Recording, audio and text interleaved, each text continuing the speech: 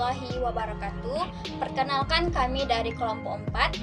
Nama saya Desti Susiani, NIM 204190167. Nama saya Helin Putri, NIM 204190164. Perkenalkan, nama saya Sela Tasya, NIM 204190179. Nama saya Raudatul Fitri, NIM 204190193. Perkenalkan, nama saya Nurul Dwi Putri, NIM 204190185. Perkenalkan, nama saya Fitriani dengan NIM 204190175. Nama saya Tiara Suci Agustri, NIM 204190171. Pengukuran panjang dan sudut. Pengukuran panjang dapat dilakukan dengan menggunakan satuan tidak baku dan dengan menggunakan satuan baku. Pengukuran panjang menggunakan satuan tidak baku yaitu merupakan sebuah pengukuran yang memungkinkan perbedaan hasil karena menggunakan alat ukur yang tidak standar. Contoh pengukuran menggunakan satuan tidak baku untuk mengukur panjang yaitu 1 jengkal, 2 hasta, 3 depak, 4 kaki, 5 tapak, dan 6 langkah.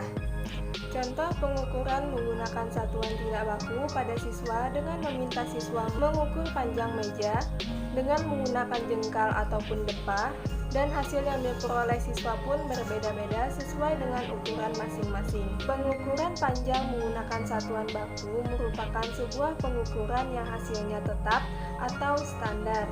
Satuan baku yang berlaku untuk mengukur panjang sebuah benda ataupun jarak adalah kilometer, hektometer, dekameter, meter, desimeter, sentimeter, dan milimeter.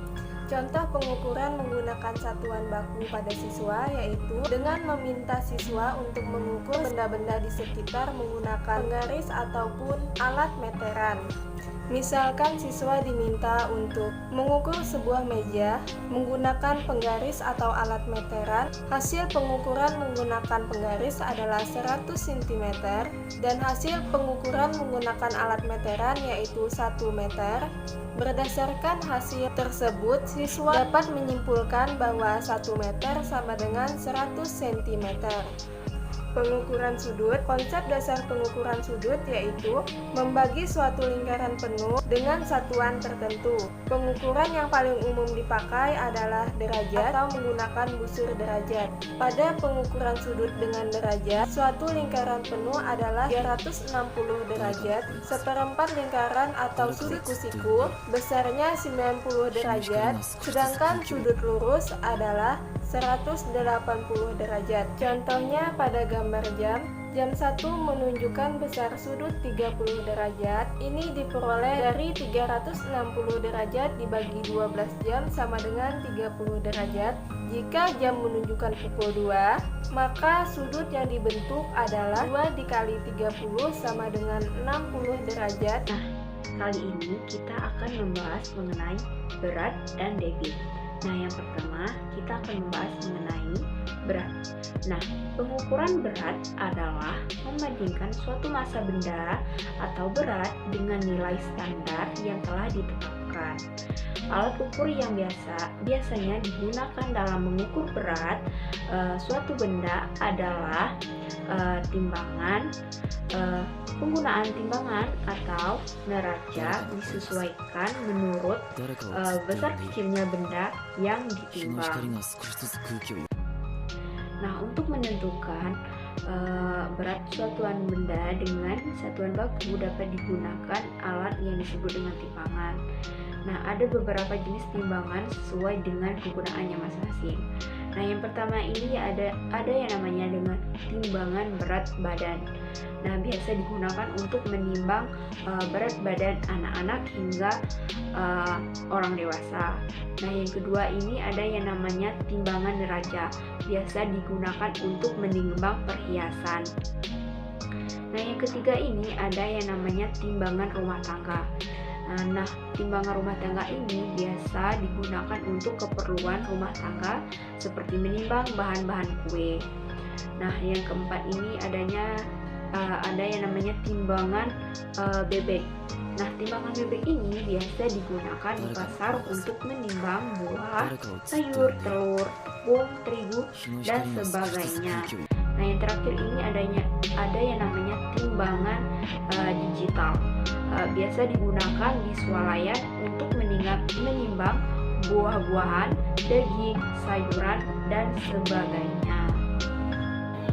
Nah, selanjutnya kita akan membahas mengenai debit. Debit adalah volume air dalam waktu tertentu melalui penampang air seperti sungai, saluran, pipa, atau keran. Nah, debit itu adalah volume pengukuran zat cair yang mengalir ke satuan waktu. Rumus debit sama dengan volume per waktu.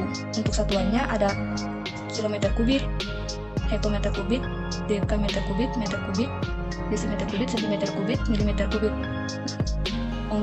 Setiap turun satu tingkatan itu dikali 1000 dan setiap naik satu tingkatan dibagi 1000. Ada juga satuan ukurnya yang lain yaitu kilometer, hektometer, dekameter, kiloliter, hektoliter, dekaliter, liter, desiliter, sentiliter, dan mililiter. Nah, untuk mencarinya itu setiap turun satu tingkatan itu dikali 10 dan setiap naik satu tingkatan dibagi 10. Untuk menyamakan keduanya, di sini saya sudah tulis meter kubik sama dengan kiloliter, desimeter kubik sama dengan liter, dan sentimeter kubik sama dengan cc atau mililiter. Di sini sudah saya siapkan contoh soal. Jika volume air sebanyak 18 liter keluar dari sebuah pipa dalam 1 menit, berapa liter per detik air yang keluar? Oke, kita tulis terlebih dahulu diketahuinya. Jadi diketahui volume sama dengan 18 liter. Volume sama dengan 18 liter. Dan waktu sama dengan 1 menit. Karena yang dicari adalah detik, jadi kita alihkan ke detik. 1 menit sama dengan 60 detik. Oke. Kita tulis rumusnya. D sama dengan V per W. D sama dengan debit, V sama dengan volume, dan W adalah waktu. Kita masukkan ke dalam rumus. W sama dengan 18 per V sama dengan 18 per W sama dengan 60 sama dengan 0,3 liter per detik. Nah, alat untuk mengukur berat disebut timbangan. Sedangkan satuan untuk mengukur berat di sini ada kilogram, hektogram, deagram, gram, desigram, sentigram, dan miligram. Nah, untuk menghitungnya itu setiap turun satu tingkatan itu dikali 10 dan setiap naik satu tingkatan dibagi 10. Misalnya seperti 30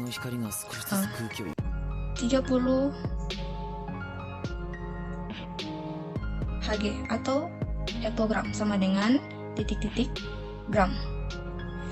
Jadi untuk mencari 30 hektogram sama dengan berapa gram? Nah, kita lihat di sini dari hektogram ke gram itu turun. Nah, itu turunnya itu 2 tingkat. Jadi kalau 2 tingkat kita kalikan 100. Karena setiap satu tingkat dikalikan 10. Jadi kita tulis 30 dikali 100 sama dengan 3000 gram. Jadi 30 hektogram sama dengan 3000 gram. Ada contoh soal kedua. 30 gram sama dengan titik-titik dekagram. Untuk mencarinya kita lihat gram ke dekagram itu naik. Nah, sini naik satu tingkatan. Setiap naik satu tingkatan itu dibagi 10. Jadi kita bagi 30 dibagi 10 sama dengan 3 dekagram. Jadi 30 gram sama dengan 3 dekagram. Saya akan membahas waktu dan kecepatan. Waktu itu dilambangkan dengan W. Untuk waktu, satuan yang digunakan yaitu jam, menit, dan detik. Lalu untuk kecepatan dilambangkan dengan K. Untuk kecepatan, satuan yang digunakan yaitu km per jam, meter per jam, atau meter per detik. Jadi kalau nanti dalam soal diketahui misalnya 5 km per jam, itu apa? Ya berarti kecepatan. Kalau diketahui 1 jam atau 30 menit, berarti itu adalah waktu. Lalu, bagaimana rumus dalam mencari kecepatan? Rumus kecepatan J per W, atau contoh soalnya, Desti ke sekolah menggunakan sepeda. Jarak rumah Desti ke sekolah adalah 400 meter dan ditempuh dalam waktu 20 menit. Berapakah kecepatan sepeda yang dikendarai Desti? Nah, di soal itu diketahui jarak rumah Desti ke sekolah 400 meter. Berarti J sama dengan 400 meter dan ditempuh dalam waktu 20 menit. Berarti W sama dengan 20 menit. Nah, di soal ini disuruh mencari kecepatan. Lalu rumus kecepatan yaitu jarak dibagi waktu. Nah, masukkan ke rumus, diketahui jaraknya 400 meter dibagi waktu 20 menit. Berarti 400 dibagi 20 sama dengan 20 dan satuannya meter per menit. Berarti hasilnya 20 meter per menit. Jadi kecepatan sepeda yang dikendarai Desti adalah 20 meter per menit. Gampang kan? Nah, sekarang kita lanjut ke contoh soal waktu. Contoh soalnya, Miko ingin berpergian dari kota A menuju ke kota B menggunakan sepeda motor. Jarak dari kota A ke kota B adalah 120 km. Miko mengendarai sepeda motornya dengan kecepatan 30 km per jam. Berapakah waktu tempuh untuk bisa sampai ke kota B? Nah, perhatikan soalnya. Yang ditanyakan adalah berapa waktu yang ditempuh Miko. Lalu rumus waktu yaitu jarak dibagi kecepatan. Langsung kita masukkan ke rumus. Di sini jaraknya 100 km. Lalu dibagi kecepatan. Kecepatannya 30 km per jam. Jadi 120 km dibagi 30 sama dengan 4 jam. Jadi waktu yang ditempuh Miko untuk sampai ke kota B adalah 4 jam. Pengumpulan data. Pengumpulan data adalah proses mengumpulkan dan mengukur informasi tentang variabel-variabel yang ditargetkan dalam suatu sistem yang mapan, yang kemudian memungkinkan seseorang untuk menjawab pertanyaan yang relevan dan mengevaluasi hasil.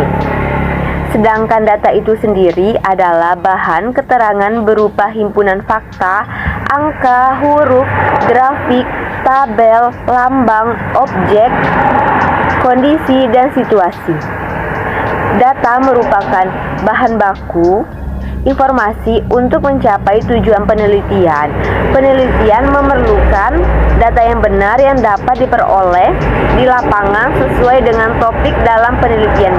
Adapun cara mengumpulkan data, sebelumnya kita dapat memperoleh sebuah data, maka kita diharuskan untuk melakukan proses pengumpulan data terlebih dahulu.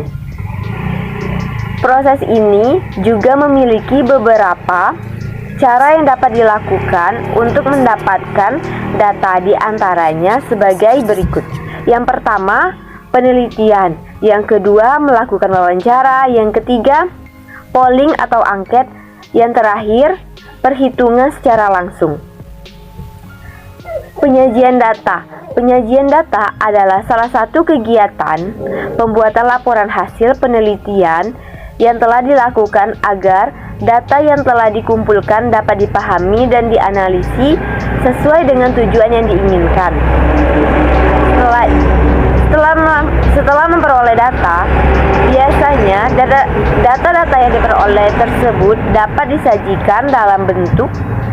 Sebagai contohnya, kita akan mencontohkan sebuah data nilai matematika yang didapatkan dari sebuah sekolah.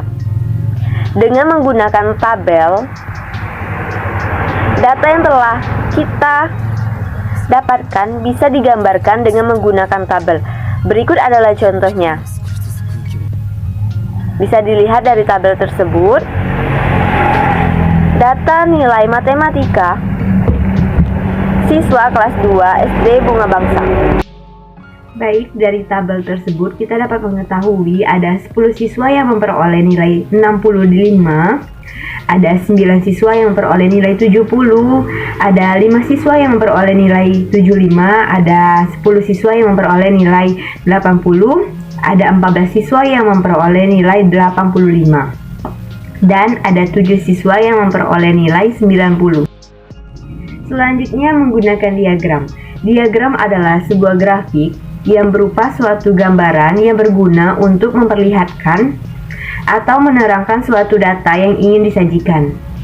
Kita juga dapat mendefinisikan bahwa diagram adalah lambang-lambang tertentu yang bisa digunakan dalam menjelaskan sarana, prosedur serta kegiatan-kegiatan yang sudah biasa dilaksanakan pada sebuah sistem. Bentuk diagram sendiri ada beragam bentuknya, dimulai dari diagram batang, diagram lingkaran, diagram gambar, dan juga diagram garis. Diagram batang. Umumnya kita dapat memahami bahwa grafik batang atau diagram batang dapat menggambarkan sebuah perubahan nilai yang ada pada sebuah objek atau data penelitian selama periode waktu tertentu. Diagram batang atau diagram balok dapat bermanfaat sekali sebagai petunjuk yang terdiri dari batang vertikal dan horizontal dan memiliki lebar yang sama dengan batang yang dipisahkan.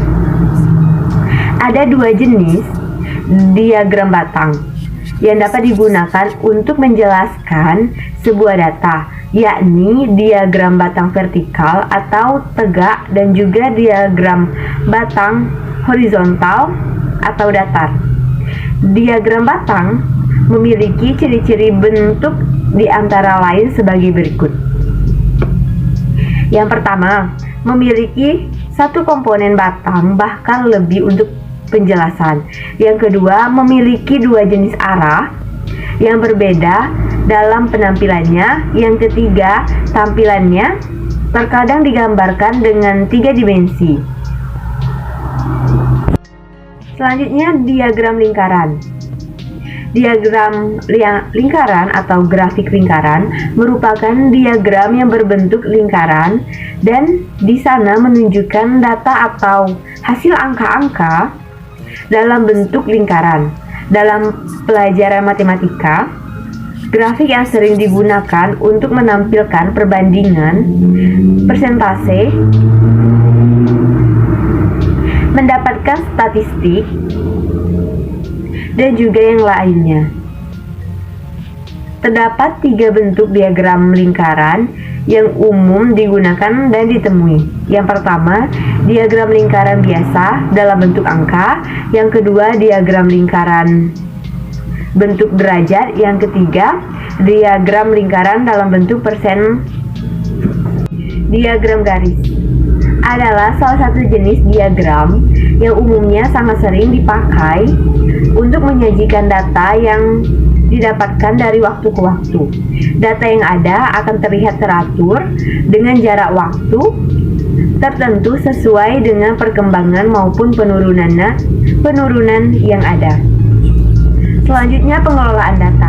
Pengelolaan data adalah manipulasi data ke dalam bentuk yang lebih berarti atau berguna yang berupa informasi. Sedangkan informasi sendiri adalah hasil dari kegiatan-kegiatan pengelolaan data yang memberikan bentuk yang lebih berarti dari suatu kegiatan atau peristiwa. Setelah kita memperoleh data, kita dapat menggunakan dan mengatur data-data tersebut menjadi berbagai macam bentuk sajian. Untuk dapat lebih dipahami, selain menggunakan diagram, kita juga dapat menggunakan pengelolaan data. Selanjutnya, MEAN dapat kita sebut sebagai nilai rata-rata dari keseluruhan data yang didapat. Nilai rata-rata yang kita cari dapat diperoleh dengan menjumlahkan seluruh nilai, kemudian dibagi dengan banyaknya data-data.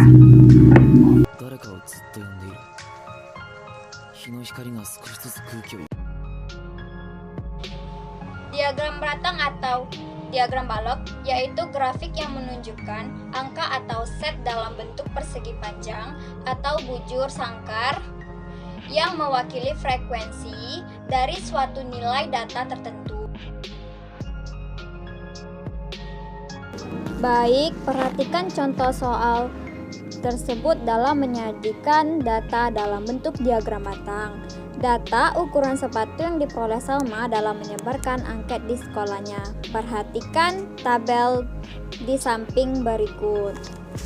Baik, kita akan menjawab bersama-sama. Yang pertama yaitu buatlah sumbu tegak dan mendatar. Setelah itu kita tuliskan ukuran sepatu pada sumbu mendatar dan tulislah banyak siswa pada sumbu tegak. Selanjutnya, gambarlah diagram batang sesuai dengan banyaknya siswa pada tabel berikut. Pada tabel berikut terdapat banyaknya siswa 10, terdapat ukuran 32, ada 10 siswa. Maka kita buat diagram batang pada sumbu mendatar dan sumbu tegak. Yang selanjutnya, ukuran 34 sepatu, terdapat banyaknya 20 siswa. Dan selanjutnya, untuk ukuran sepatu ukuran 36 terdapat 15 siswa. Selanjutnya, terdapat ukuran sepatu ukuran 38 ada 25 siswa. Dan untuk ukuran 40 terdapat 20 siswa. Dan yang terakhir ada 42 ukuran 42 banyaknya siswa ada 5. Baik, itulah contoh soal dari diagram batang dan cara pengerjaannya. Baiklah, saya Sela Tasya akan menjelaskan diagram garis. Nah, diagram garis adalah diagram berisi garis atau plot yang menghubungkan titik-titik data dan menunjukkan kuantitas dari data-data tersebut.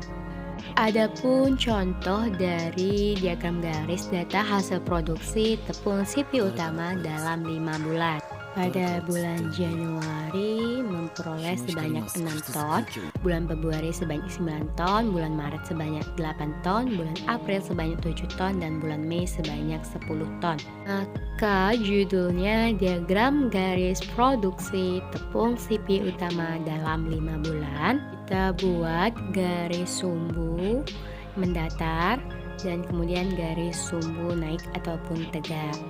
Nah, ini bulan Januari sampai Mei kita simbolkan pada sumbu mendatar dan banyak jumlah setiap panen yaitu untuk sumbu tegak atau banyak produksi ataupun ton. Kita ketahui di sini ada bulan Januari, Februari, Maret, April, dan Mei. Sebanyak 5, maka kita tuliskan di sumbu mendatar itu 5 dengan jarak yang sama.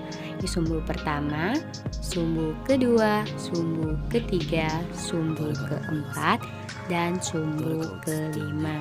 Maka kita simbolkan pada sumbu pertama yaitu bulan Januari, kedua bulan Februari, ketiga bulan Maret, kemudian keempat bulan April, kelima bulan Mei. Untuk sumbu tegak ataupun naik, kita ketahui di sini tonnya, jumlah produksinya yaitu sebanyak 10 maksimalnya. Maka kita tuliskan pada sumbu naiknya sebanyak 10, 1, 2, 3, 4, 5, 6, 7, 8, 9, 10. Maka kita tuliskan dari semua ini dimulai dari 0, kita tuliskan 0. Nah, yang pertama kita tuliskan 1, kemudian 2, kemudian 3, kemudian 4, kemudian 5, kemudian 6, kemudian 7, 8, 9, dan 10. Maka kita tarik aja garis halus ke arah kanan seperti ini. 1, 2, 3, 4, kemudian 5, kemudian 6, kemudian 7, kemudian 8, kemudian 9, dan yang terakhir 10. Bisa kita lihat hasil produksi pada bulan Januari yaitu sebanyak 6 ton. Maka kita lihat pada diagram. Nah, itu bulan Januari kita tarik garis halusnya sampai ke angka 6 karena hasilnya itu sebanyak 6 ton pada bulan Januari. Kita buat titik. Nah, supaya lebih jelas. Kemudian pada bulan Februari yaitu sebanyak 9 ton. Maka pada diagramnya sama, bulan Februari kita tarik garis halus sampai ke angka 9. Pintar. Nah, kita tarik garis halus dan kita beri titik supaya lebih jelas. Nah, selanjutnya yaitu pada bulan Maret hasil produksi tepung yaitu sebanyak 8 ton. Kita lihat pada diagram. Nah, itu bulan Maret kita tarik garis halus sampai ke angka 8. Kita beri tanda titik supaya lebih jelas lagi. Selanjutnya yaitu bulan April sebanyak 7 ton. Kita lihat di sini pada diagramnya yang mana bulan April dan yang mana angka 7. Kenapa angka 7? Karena hasil pada bulan April yaitu sebanyak 7 ton. Kemudian kita tarik garis halus dan beri titik. Nah, selanjutnya bulan Mei sebanyak 10 ton. Kita lihat pada diagram mana bulan Mei dan mana angka 10.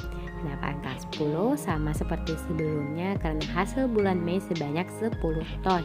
Kita tarik garis halus kemudian beri titik supaya lebih jelas lagi. Selanjutnya, yang pertama kita hubungkan semua titik ini. Nah, adapun caranya titik ini dengan titik ini kita hubungkan seperti ini ke atas. Kemudian titik ini dengan titik ini kita hubungkan ke bawah. Titik ini dengan titik ini kita hubungkan ke bawah. Titik ini dengan titik ini kita hubungkan ke atas. Jadi hasilnya naik turun ya, seperti yang ada di video. Oke, terima kasih. Baik, di sini saya akan menjelaskan tentang diagram lingkaran. Diagram lingkaran yaitu diagram yang menunjukkan data atau hasil angka-angka dalam bentuk lingkaran. Biasanya, diagram lingkaran pada soal matematika sering digunakan buat mengetahui perbandingan dari total jumlah yang sesuai dengan pembahasannya. Dan dalam diagram batang juga digunakan buat menggambarkan sebuah presentasi data, menentukan statistik, dan lainnya sesuai dengan pembahasan yang dilakukan. Adapun rumus diagram lingkaran. Yang pertama, rumus diagram lingkaran atau normal. Data yang ditanyakan sama dengan total data dikurang data yang diketahui secara total. Dan yang kedua, rumus diagram dalam derajat. Nilai yang diperlukan sama dengan nilai sudut per 360 derajat dikali nilai total. Dan yang ketiga, rumus diagram dalam persentase. Nilai yang ditanyakan sama dengan nilai persentase per 100% dikali nilai total. Baik, berikut contoh soalnya. Mari kita masuk ke pembahasan soalnya. Diagram lingkaran berikut menyajikan data penggemar acara televisi dari 2.400 orang di Kecamatan Jagakarsa. Adik-adik bisa perhatikan diagram tersebut. Berdasarkan diagram lingkaran tersebut, tentukanlah jumlah masing-masing. Yang pertama yaitu penggemar acara olahraga, kemudian penggemar acara sinetron, C. Penggemar acara pendidikan, D. Penggemar acara berita. Mari kita perhatikan kembali diagramnya untuk membahas penyelesaiannya. Kita perhatikan di sini diagramnya dalam bentuk persen. Persen itu artinya per 100. Dari soal dan diagram diketahui jumlah warga 2.400 orang, kemudian penggemar olahraga 40%, penggemar sinetron 25%, penggemar acara pendidikan 15%, dan ditanyakan adalah jumlah penggemar olahraga. Di sini perhatikan diagram lingkarannya, penggemar olahraga hanya dinyatakan dalam bentuk persen. Untuk pertanyaannya, kita diminta untuk menghitung jumlah sesungguhnya penggemar acara olahraga. Untuk penyelesaian soalnya, kita bisa menggunakan rumus, yaitu nilai yang ditanyakan sama dengan jumlah persen dibagi 100%, kemudian dikali dengan jumlah keseluruhan. Ini rumus yang akan kita gunakan, dan untuk menghitungnya kita ikuti rumusnya saja. Maka untuk olahraga, perhatikan di sini dalam diagram olahraganya adalah 40%, maka kita tuliskan olahraga 40%. Kemudian di sini per 100, kita tuliskan kembali per 100, dikali jumlah keseluruhan atau total nilai. Di sini jumlah warganya adalah 2.400, maka kita kali dengan 2.400. Untuk memudahkan menghitung, dengan angka-angka yang ada nolnya kita bisa hilangkan. Untuk memudahkan menghitung, untuk angka-angka yang terdapat nol kita bisa hilangkan di atas dan di bawah. Sekarang di sini menjadi 40 dikali 24. 40 dikali 24 hasilnya adalah 960. Maka jumlah penggemar olahraga adalah 960 orang. Inilah jumlah penggemar olahraga. Sekarang kita akan masuk untuk menghitung jumlah penggemar sinetron. Masih dengan menggunakan rumus yang sama, yaitu nilai yang ditanyakan sama dengan jumlah persen dibagi 100% dikali jumlah keseluruhan. Soal yang kedua yang diminta kita untuk menghitung jumlah penggemar sinetron. Perhatikan dalam diagram lingkaran tersebut, untuk penggemar sinetron terdapat 25%, maka penyelesaiannya sinetron sama dengan 25%. Di sini per 100, maka kita tuliskan per 100. Dikali jumlah keseluruhan, jumlah keseluruhannya warga adalah 2.400, maka kita kali 2.400. Kita hilangkan nolnya, kemudian sekarang sisanya menjadi 25 dikali 24. 25 dikali 24 hasilnya sama dengan 600. Maka jumlah penggemar sinetron adalah 600 orang. Kita masuk ke soal yang ketiga, yaitu yang ditanyakan adalah jumlah penggemar pendidikan atau acara pendidikan. Untuk acara pendidikan kita bisa perhatikan di sini dalam diagram lingkaran, yaitu 15%. Maka kita tuliskan pendidikan sama dengan 15% dibagi 100% dikali keseluruhannya, yaitu 2.400. Nolnya kita hilangkan dan menjadi 15 dikali 24. 15 dikali 24 hasilnya sama dengan 360. Maka jumlah penggemar acara pendidikan adalah 360 orang. Selanjutnya soal yang terakhir, yaitu jumlah penggemar acara berita. Dalam diagramnya, penggemar acara berita tidak diketahui besaran persennya. Maka kita hitung terlebih dahulu besaran persen untuk warga yang menggemari acara berita. Caranya adalah berita sama dengan 100% dikurang jumlah persen yang diketahui.